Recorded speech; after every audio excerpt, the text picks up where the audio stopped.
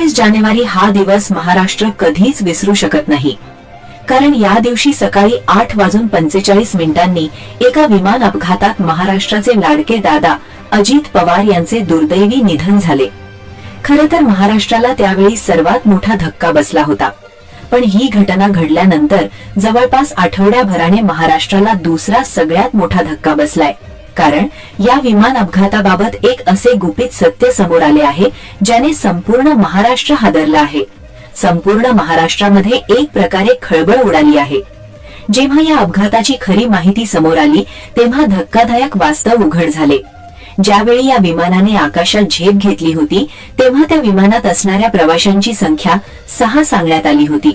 6 व्यक्ती विमानातून प्रवास करत होते असे कागदपत्रांवर नमूद होते।